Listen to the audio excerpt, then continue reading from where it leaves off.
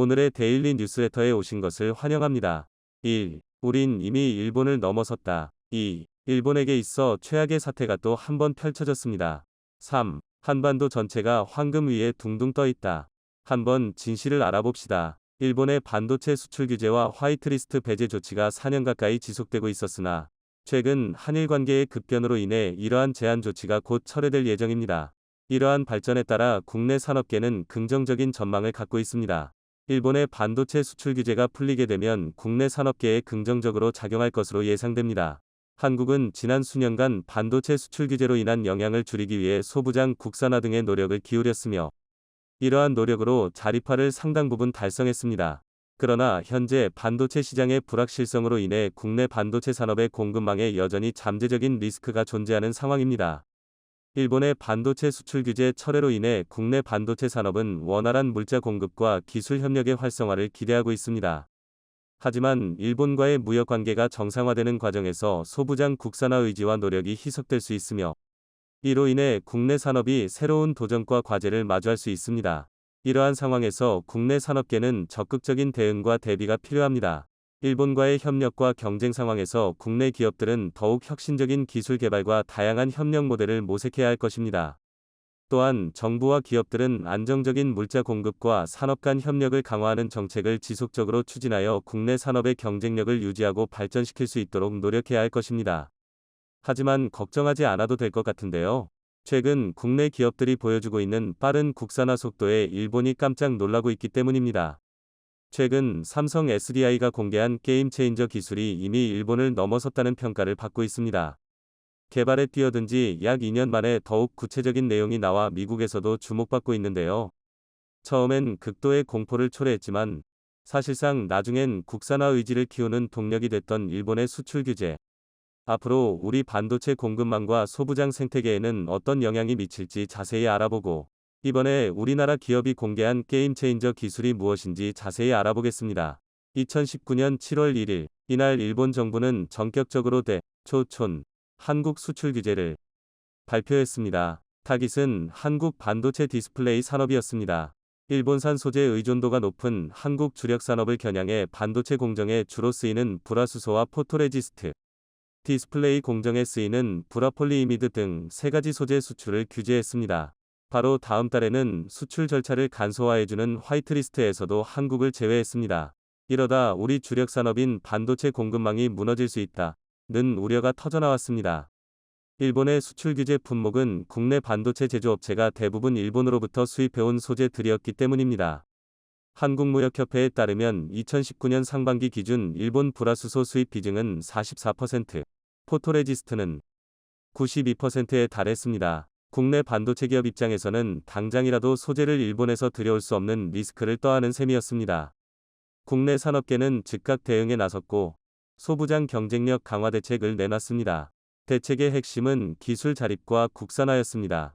기업들도 주입처 다변화 등 속도전에 나섰습니다. 일본 소재를 대체하기 어려울 것 같았지만 성과도 조금씩 나타났습니다. 국내 유수의 업체들이 첨단 반도체 공정에 쓰이는 초고순도 불화수소와 EUV, 극자외선, 용 포토레지스트를 개발해내는 성과를 거뒀습니다. 산업통상자원부에 따르면 지난해 일본산 소부장 수입액은 전체 소부장 수입액의 15%가량을 차지했습니다. 수출 규제 전까지 일본산 수입 비중은 23.8%에 이르렀지만 8% 이상 내리 것입니다. 물론 수출 규제가 곧 수출 금지는 아니었기에 반도체 업황에 실질적인 악영향은 없었으나 잠재적인 위험성을 안고 가는 것은 분명했습니다. 그런데 우리는 오히려 국산화로 상황을 대처하면서 기술 자립화라는 한 단계 발전을 한 것입니다. 결과적으로 지난 4년여간 일본 수출 규제의 여파는 공포보다는 감내할 수준 정도였다는 게 업계 중론입니다. 오히려 그 과정에서 소부장 국산화를 제대로 추진할 수 있는 토양이 마련됐습니다. 실제로 국산화 성과도 여러 나왔습니다. 일본산 수입 대체의 가장 성공한 품목은 불화수소입니다. 지난해 2022년 기준 일본에서 수입한 반도체 제조용 불화수소의 수입은 수출 규제가 시작되기 전인 2018년 대비 무려 90%나 감소했습니다. 국내 기업인 솔브레인과 SK머티리얼즈의 국산화와 수입처 다변화를 통해 이룬 놀라운 성과입니다. 솔브레인은 2020년 초 액체 불화수소 공장을 조기 완공에 1위엔 99.9999999% 초고순도 액체 불화수소 양산에 성공했습니다. SK머트리얼즈는 2020년 중순 액체 불화수소 대비 개발 난이도가 높은 불화수소 가스 양산을 3N급의 초고순도 제품으로 양산하기 시작했으며 올해까지 국산화 70%를 목표로 잡고 있습니다. 또 수출 규제는 일본 기업들에도 영향을 끼쳤습니다. 까다로운 수출 규제 탓에 한국의 생산 라인을 구축하는 일본 기업도 늘었습니다. 일본 스미토모 화학 자회사인 동무와인캠은 2021년 9월 100억엔을 투자해 전북 익산에 생산 라인을 건설해 지난해 중순부터 EUV 포토레지스트 생산을 하고 있습니다. 도쿄오카공업 TOK 도 인천 송도에 위치한 공장에서 EUV 포토레지스트를 양산 중입니다. 일본의 수출 규제 정책이 일본 기업들의 탈일본까지 이끌어낸 것입니다. 다만 포토레지스트의 경우 일본 글로벌 점유율이 워낙 높아 일본 의존도를 낮추는 데에는 어려움을 겪었습니다. 일본의 수출 규제 사태 이후 반도체 소재 개발을 강화해온 LG화학은 포토레지스트 개발로 액상 소재 생산에 나선 첫 번째 국내 기업입니다.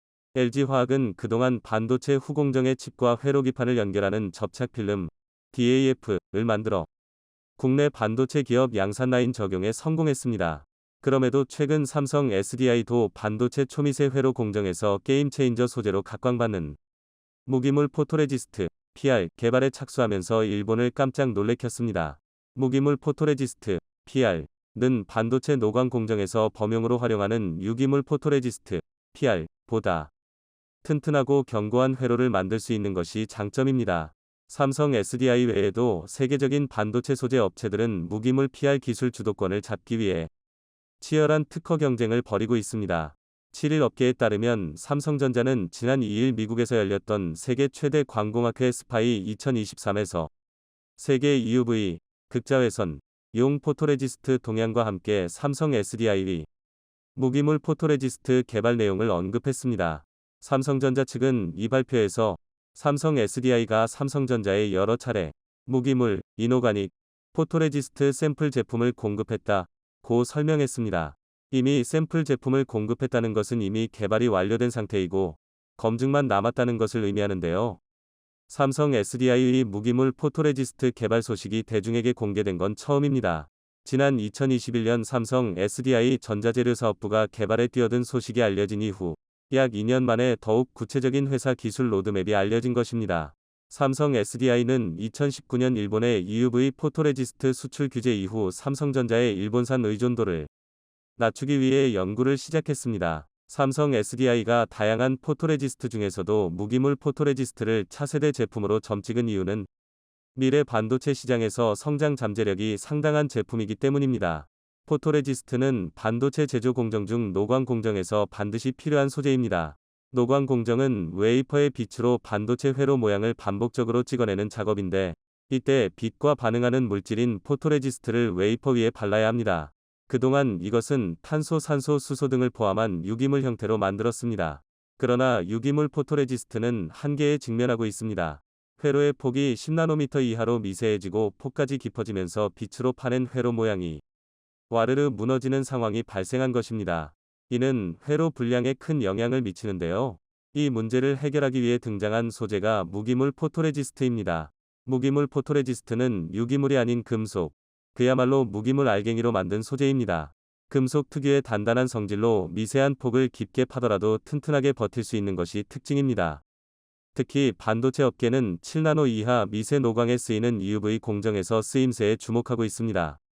이진균 인하대 교수는 무기물 포토레지스트는 차세대 노광 공정으로 손꼽히는 극자외선 EUV 기술의 핵심이 될 것이라고 설명했습니다. 무기물 포토레지스트 분야에서의 강자는 일본 소재 업체인 JSR 자회사 인프리아입니다. 인프리아는 현재까지는 세계에서 유일하게 무기물 PR을 양산하는데요. 그런데 이번에 삼성 SDI가 이 시장에 진입하면서 이미 일본을 뛰어넘었다는 평가가 나올 정도로 강력한 경쟁자가 될 전망입니다. 이러한 흐름을 타고 최근 국내 반도체 소재 업계에서도 삼성 SDI 외 다양한 기업들이 무기물 포토레지스트 분야에 도전장을 내민 것으로 알려졌습니다. 업계에 따르면 최근 EUV 노광 공정 후 생긴 부산물을 씻겨내는 린스라는 소재를 국산화한 영창케미칼은 무기물 포토레지스트 연구 개발 내용을 기술 로드맵에 올려놓은 것으로 파악됩니다. 최근 삼성전자에 EUV PR을 공급한 것으로 알려진 동진세미캠이라는 소재 기업도 무기물 PR 분야에 관심을 가지고 있습니다. 동진세미캠은 지난해 말 EUV 포토레지스트 양산에 성공해 반도체 고부가 소재 국산화에 앞장서고 있습니다. 동진세미캠은 EUV PR뿐 아니라 최근 무기물 PR 개발에도 나선 상황입니다. 현재 논의되고 있는 상황을 보면 일본의 수출 규제가 풀릴 가능성은 거의 확정적입니다. 양국이 WTO 분쟁 해결 절차를 잠정 중단하고 협의에 나서기로 사실상 합의했기 때문입니다. 일본 수출 규제가 해제되는 경우 국내 반도체 핵심 소재에 대한 공급망은 잠재적 리스크를 없앨 수 있습니다. 하지만 우리의 소부장 국산화를 멈춰서는 안 됩니다. 언젠가는 리스크가 다시 도래할 수 있기 때문에 항상 대비를 해야 하는 것입니다. 전문가들도 앞으로 일본 수출 규제가 풀린 이후에도 국내 반도체 업체들의 국산화 기조는 지속될 것이라는 데 의견을 모으고 있습니다. 안기현 한국반도체산업협회 전무는 핵심 소재를 수급하는 데 아무런 불편함도 느끼지 못했던 국내 반도체 업계가 전례 없는 일본의 수출 규제로 공급망에 대한 위험성을 인지하게 됐다며 향후에도 얼마든지 비슷한 상황이 발생할 수 있는 만큼 수출 규제가 풀린 뒤에도 국산화에 대한 의지는 꺾이지 않을 것이라고 말했습니다. 박재근 한국반도체 디스플레이 기술학회 회장도 국산화는 곧 다변화 전략의 하나라며 다변화를 해야만 반도체를 안정적으로 생산할 수 있다는 사실을 배운 우리 기업들이 수출 규제가 풀린다고 해서 국산 제품을 외면하거나 국산화를 멈추려고 하지는 않을 것이라고 밝혔습니다. 삼성전자와 SK하이닉스 등 국내 반도체 대기업들의 반응도 비슷했습니다. 어느 대기업 관계자는 국내 산업의 여건상 100% 소부장 국산화 달성까지는 어려움이 있을 수 있으나 공급망 이슈가 있을 때 부분적으로 대체할 정도의 국산화에만 성공해도 국내 반도체 산업에 큰 도움이 된다고 말했습니다. 업계 관계자는 2019년 이후 반도체 소부장 자립을 위해 집중 투자한 것이 이제 성과로 이어지고 있다면서 시간이 좀 지나면 더 큰 성과가 나올 것이라고 밝혔습니다. 이렇듯 국내 기업들은 일본 핵심 소재에 의존하지 않으려 기술 자립화를 가속화하고 있습니다. 앞으로 더 많은 발전을 이뤄 글로벌 시장도 장악하길 기대해보겠습니다. 일본에게 있어 최악의 사태가 또 한 번 펼쳐졌습니다. 후쿠시마 원전 사고와 동일한 사고가 또 벌어진 것인데요. 노토반도에 위치한 시카 원전이 그 주인공입니다. 원전 가동 준비를 하던 중 노토반도를 덮친 초대형 지진으로 인해 일부 시설이 화마에 휩싸이며 방사능 누출 소식까지 전해지는 등 일본은 죽음의 땅으로 변하고 있는 상황. 알고 보면 이 모든 일들이 일본이 스스로 초래한 재앙이라고 하는데요. 대체 어떻게 된 일이며 일본에서 무슨 일들이 연달아 벌어지고 있는지 지금부터 자세하게 설명해드리겠습니다. 조용하던 마을에 강한 충격이 가해졌습니다. 평화롭게 마을 앞 바다에서 어망을 펼치던 어부는 충격에 몸을 가누지 못했죠. 급하게 일어난 어부는 재빨리 어망을 회수하고 젖먹던 힘을 다해 항구로 도망쳤습니다. 마을에서 장을 보던 이들은 급하게 몸을 숨겼죠. 학교에서 수업을 받던 아이들도 강한 충격에 탁자 아래로 몸을 숨기며 충격을 대비했습니다. 혼비백산한 마을 주민들은 살기 위해 몸을 낮췄습니다. 이번 한 번으로 충격이 끝날 것이라고 생각하지 않았기 때문이죠. 마을 어귀에서 넘어진 어르신을 부축한 남자는 급하게 어르신을 업고 집으로 뛰어들어갔습니다. 잠시 후 어마어마한 충격이 일본 이시카와 현을 덮쳤습니다. 6.7의 진도는 노토반도 일대를 휩쓸었고 사람들은 겁에 질려 지진이 끝나길 기다렸습니다. 6월 19일에 발생한 충격이 채 가시기도 전에 노토반도를 강타한 지진은 일본 거주민들의 희망조차 앗아갔습니다. 그동안 겪어왔던 지진의 수위와는 차원이 다른 흔들림이기 때문이죠. 전문가들조차 이례적이라고 판단할 정도의 이번 지진으로 인해 이시카와 현 대부분의 주민들이 생업을 못할 정도로 큰 피해를 입었습니다. NHK 등 주요 언론사들은 노토반도의 현황을 보도하면서 현재 피해액과 사상자를 파악하고 있다며 속보를 잇따라 보냈죠. 그런데 일본인들을 서늘하게 만든 일이 벌어진 것입니다. 바로 노토반도에 위치한 시카 원전 가동이 멈췄다는 소식이었죠. 심지어 원전에서 불길이 솟았다는 소식까지 들려온 것입니다.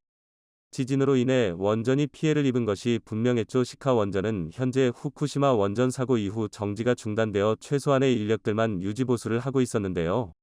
그런데 지진으로 인해 설비가 망가지면서 원전에 문제가 일어난 것입니다.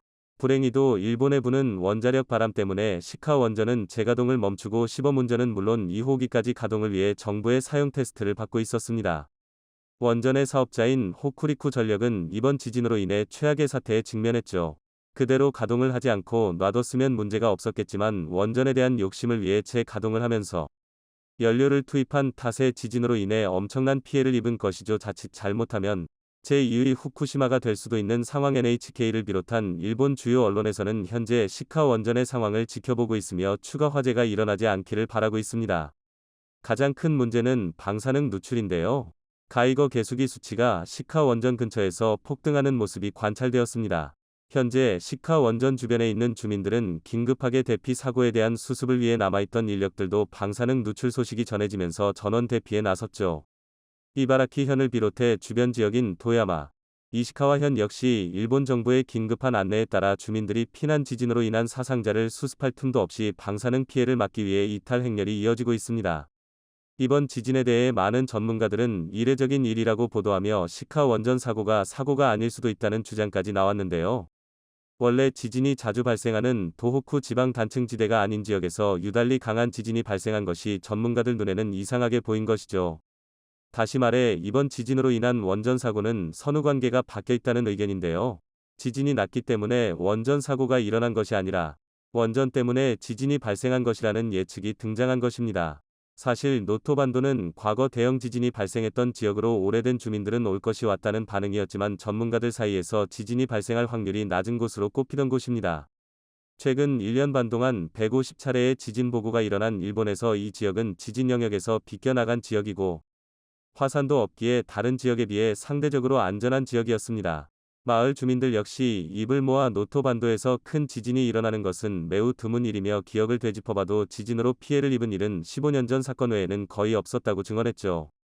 그런데 공교롭게도 시카 원전이 지어지고 나서 노토반도를 중심으로 지진이 자주 발생한 것이죠. 실제로 이번 대규모 지진 일주일 전 6월 중순쯤 발발한 지진 이후 얼마 지나지도 않았고 초대형 지진이 노토반도를 강타한 것은 이곳 주민들 입장에선 이례적인 일이었죠. 시카 원전이 재가동을 위해 시험 운전을 하고 지대를 불안하게 만든 것이 이번 대형 지진을 발생시킨 것이라는 분석이 나왔죠.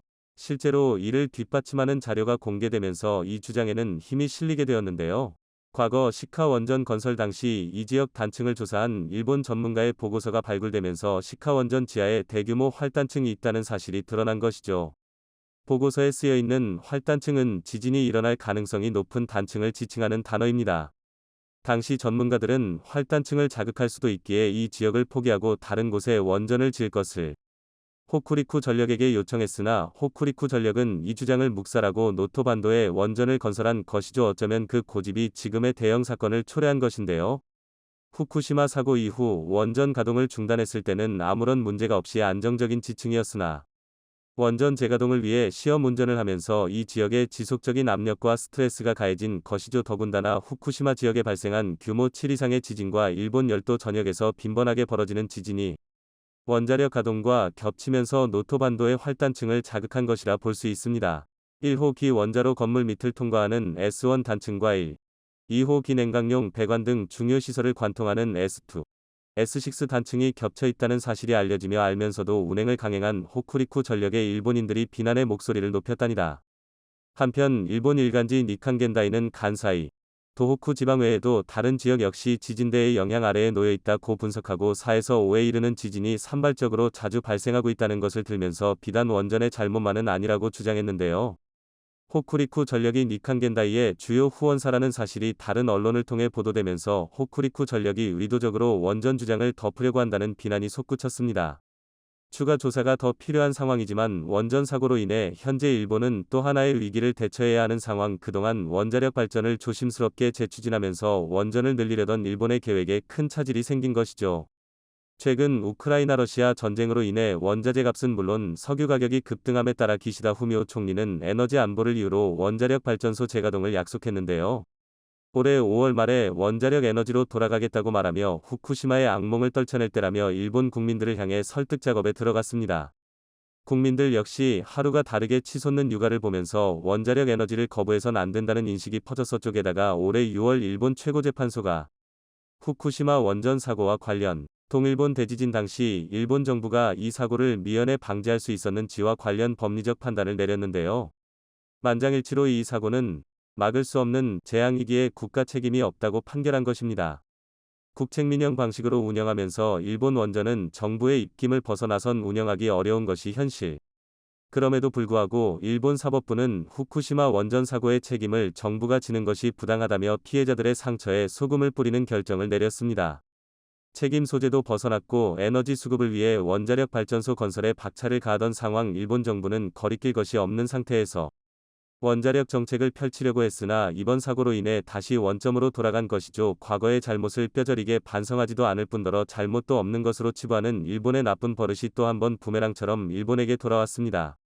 현재 진행형인 이 원전 사고를 일본은 과연 어떻게 대처할까요? 일본이 이번 기회에 진정으로 잘못을 뉘우치길 바라며 다시는 원자력의 원도 꺼내지 못할 만큼 이쪽 분야에 발을 내딛지 않길 기원해 보겠습니다. 굳이 고고하게 관심이 없는 사람도 이집트 파라오 투탕카멘은 압니다. 3350년 전 18세의 나이로 요절의 역사에서 사라졌지만 그 무덤이 도굴되지 않은 덕에 투탕카멘이 쓴 황금 마스크는 이집트를 대표하는 유물이 됐죠. 떨어지는 사과에서 영감을 받아 만유인력 이론을 정립한 아이작 뉴턴은 무려 20년 일한 시간 동안 철을 금으로 바꾸기 위해 연금술 연구에 몰두했습니다. 대항해 시대를 열어젖힌 콜럼버스는 황금의 땅 아시아에 도달하겠다는 목표로 항해를 떠났다가 아메리카 대륙을 발견했고 미국 서부의 발전을 볼러온 골드러시 역시 일확천금을 노리는 미국인들이 서부로 몰려오며 시작됐습니다. 생각해보면 인류 역사상 단 하루라도 황금에 열광하지 않았던 시대는 없었습니다. 오죽하면 인간이 만들어낸 신화에서조차도 황금을 내려놓은 일이 없죠.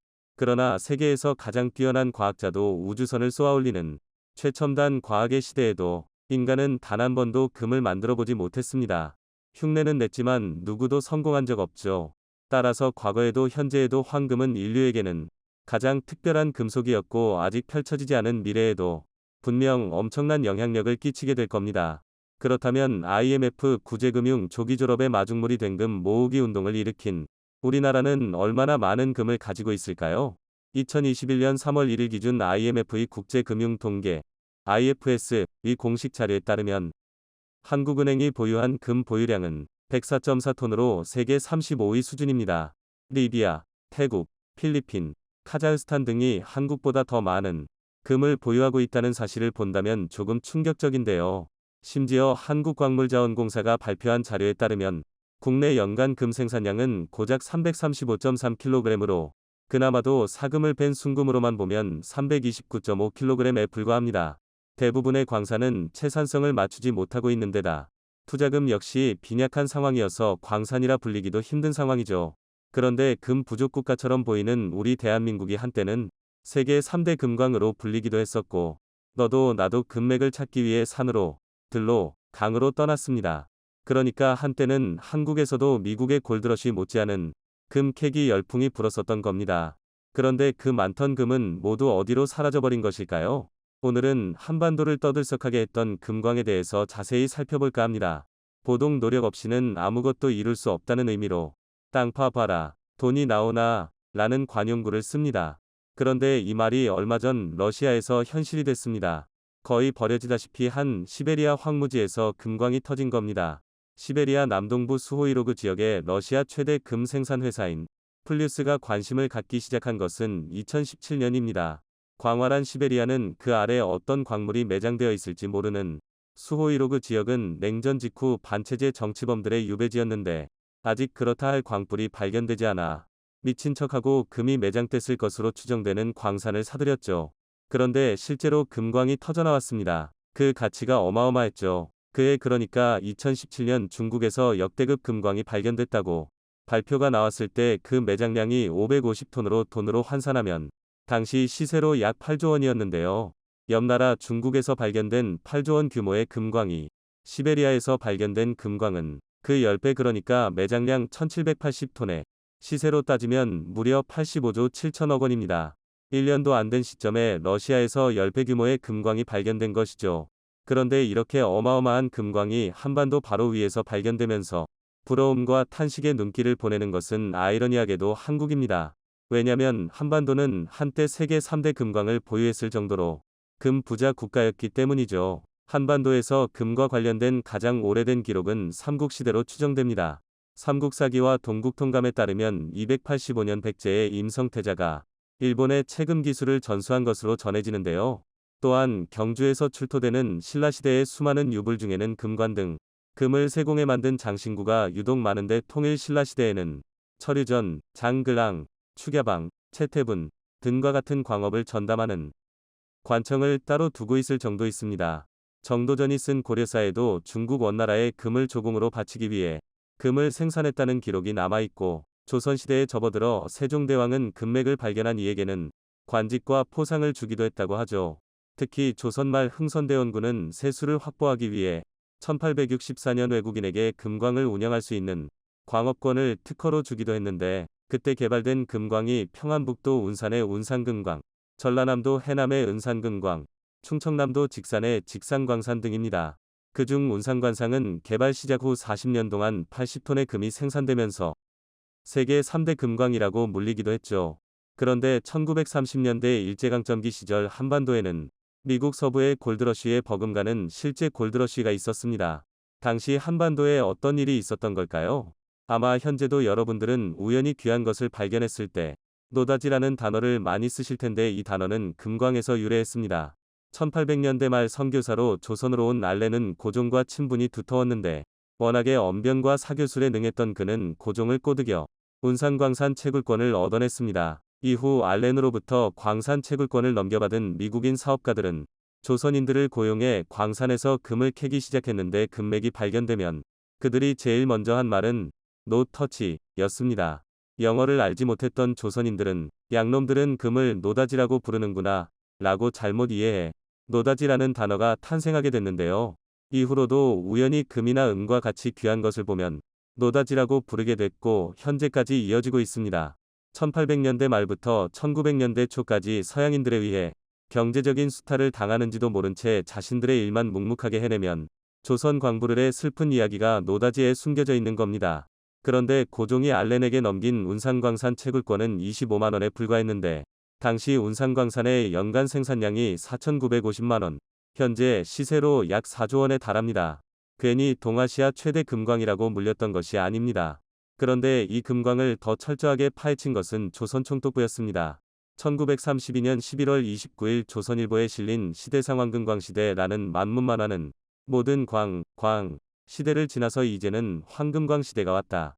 너도 나도 금광하며 강화도는 40간만 남겨놓고 모두가 금땅이라 하고, 조선에는 어느 곳이나 금이 안 나는 곳이 없다 하니 금땅 위에서 사는 우리는 왜 이다지 구차한지? 라며 당시의 세태를 풍자했습니다. 신문이 풍자한 것처럼 1930년대 조선은 가히 금광을 찾아다니는 사람들로 넘쳐나던 골드러쉬 시대에 있습니다. 너도 나도 금맥을 찾겠다며 산으로 강으로 들러 떠났죠. 험한 산을 헤치고 다녀야 하는 굳은 일이니 남자들만 금광에 뛰어들었을 것이라 생각은 오산입니다. 당시 기생, 간호사 등 여성들도 적지 않았습니다. 강원도 횡성에서 발견된 금광 하나로 현재 가치로 수백억을 벌어들였던 여성은 지금으로 치면 114안내원이었습니다. 금이 있다는 소문이 들리면 전국 방방곡곡에 사람들이 몰려들었죠. 이렇게 조선 땅에 5,500여 개의 갱도가 파헤쳐지는 금 열풍이 불었던 것은 1930년대 조선총독부가 금광업자에게 보조금을 지급하고 생산된 금을 고가에 매수하는 상금장려 정책을 편 탓입니다. 조선 땅에서 채굴한 금은 당연히 일본 정부에게 돌아갔기 때문에 일본은 덕분에 세계 3대 금광국으로 올라섰죠. 당시 일본이 기를 쓰고 조선의 황금을 채굴한 것은 군비 확충을 위해서였습니다. 당시 유일한 국제통화였던 금을 확보해 군비 확충을 꾀한 겁니다. 그러니까 조선에서 분 골드러쉬는 조선 총독부의 철저한 기획 정책이었던 것입니다. 그렇다면 해방 후 황금에 대한 열망은 식었을까요? 해방 후 일제가 떠나면서 대부분의 금광은 폐광으로 변했는데, 당시 한국의 기술력으로는 금광을 개발할 수도 이를 채굴할 만한 여력도 없었습니다. 그러다 한국전쟁이 끝나면서부터 금광이 새롭게 주목받기 시작했는데, 당시 가장 유명했던 광산은 충남 청양의 구봉광산입니다. 이 광산은 한국에서 가장 큰 규모의 금광으로 기록되어 있죠. 1908년 청양 구봉산 동쪽 계곡을 지나던 한 주민이 처음으로 발견했는데, 이후 약 60년간 20톤의 순금이 구봉광산에서 쏟아져 나왔습니다. 전성기로 물리는 1961년부터는 매달 100kg 이상의 금이 쏟아졌죠. 현재 시세가 1g당 약 77,000원으로 본다면 매달 77억 원이 이 광산에서 생산된 겁니다. 그것도 무려 3년 연속으로 말이죠. 또한 금광이라는 특성상 도난 등의 사고가 발생하기도 하는데 사라지는 금이 약 30%에 이르렀다고 하니 구본광산에서 채굴된 금의 양은 전성기 때 한 달 100억 원을 호가했던 겁니다. 당시 구본광산에 비견될 만한 금광은 거의 없었다는 것이 정설이죠. 충남 청양의 구본광산에 필적할 만한 광산이 충북음성에도 하나 있는데 무급광산은 1956년부터 약 40여 년간 15톤의 금이 생산된 것으로 추정되는데 1991년부터 1995년까지 4년 동안 매달 100kg 이상의 순금을 생산해냈습니다. 음성군에 따르면 1995년 당시 전국의 금 생산량의 80% 이상이 무급광산에서 생산된 것이라 하니 가히 기록에 남을 만한 금광이 아닐 수 없습니다. 하지만 이 광산 역시 1990년대 중반 채산성이 악화되면서 1997년 폐광하기에 이르렀죠. 한때는 세계 3대 금광이라 불리던 금광을 보유했던 조선이지만 개화기 서양인들에 의해 일제강점기 일본인들에 의해 철저히 파헤쳐진 후 한반도에 남은 금광은 거의 자취를 감추었습니다. 한국과학협회에 따르면 현재 금을 생산 중인 광산 중 경제성이 있는 금광은 대우조선해양 SMC가 소유한 전남 해남의 은산광산이 거의 유일합니다. 2015년부터 채굴이 이뤄져 2015년 242kg, 2016년 122kg, 2017년 90kg, 2018년 91kg, 2019년 71kg이 채굴됐죠. 하지만 이 역시 채산성이 지속적으로 낮아지고 있어 곧 문을 닫게 될 것으로 보입니다. 현재 대한민국에 남아있는 채산성 있는 금광은 그나마 가사도 광산 정도이기 때문에 이제 생각을 바꿔 폐자원에서 광맥을 찾는 도시광산 사업이 주목받고 있습니다. 즉, 우리가 일상생활 중 사용하고 버린 가전제품에 사용한 금을 다시 회수하는 것이죠. 한국지질자원연구원의 자료에 따르면 금광석 1톤에서 얻을 수 있는 폐휴대전화 1톤에서는 무려 400g의 금을 회수할 수 있다고 합니다. 다시 말해 웬만한 고품위 광산이 아닐 바에야 차라리 폐휴대전화에서 회수하는 금의 양이 훨씬 채산성이 높다는 것이죠. 도시에 버려진 폐휴대전화를 확보하고 금을 회수하는 그야말로 노다지를 캐는 겁니다. 아니 인류가 정복하지 못한 21세기 연금술인 셈입니다. 뒤돌아보면 우리는 부족한 자원을 대체하고자 기술을 발전시킨 국가입니다. 러시아 전쟁, 미중 무역 분쟁 전방위적으로 닥쳐오는 글로벌 경기 침체 속에서 한국이 도시광산 분야에서 가장 선두가 되어 위기에 현명하게 대응했으면 좋겠습니다.